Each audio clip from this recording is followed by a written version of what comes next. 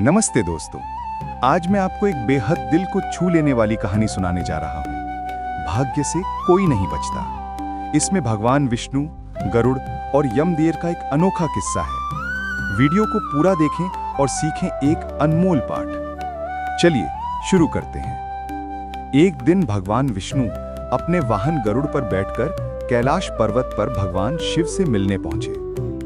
गरुड़ द्वार पर खड़े थे कि उनकी नजर एक नन्ही सी मासूम चिड़िया पर पड़ी।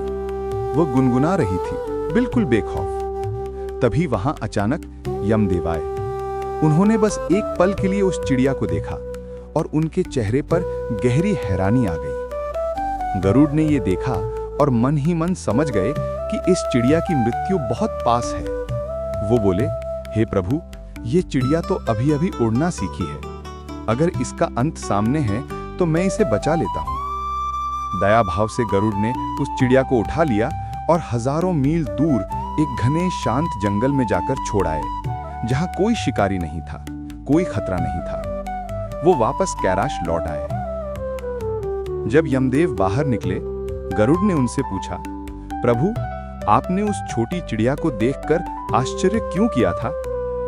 यमदेव शांत स्वर में बोले, जब मैंने उसे देखा, मेरे लेखे में लिखा था कि कुछ ही क्षणों में वो चिड़िया एक विशाल जंगल में एक सांप का भोजन बन जाएगी। पर मैं सोच रहा था कि वो इतनी दूर जंगल तक पहुंचेगी कैसे। अब समझ आया, उसे ले जाने वाला तुम ही थे। भाग्य पूरा हो चुका होगा। गरुड़ स्तब्ध रह गए। उन्हें एहसास हुआ कि भाग्य से कोई नहीं बच सकता, चाहे हम कितनी भी कोशिश करें। फिर भगवान विष्णु मुस्कुराकर बोले, गरुड़, तुम्हारी कोशिश नेक थी, पर संसार इसी नियम से चलता है। जो लिखा है वही होगा।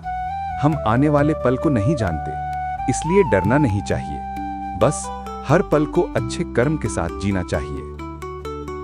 भगवान कहते हैं कि तुम वो करो जो तुम्हें सही लगता है, पर होगा वही जो मैंने लिखा है।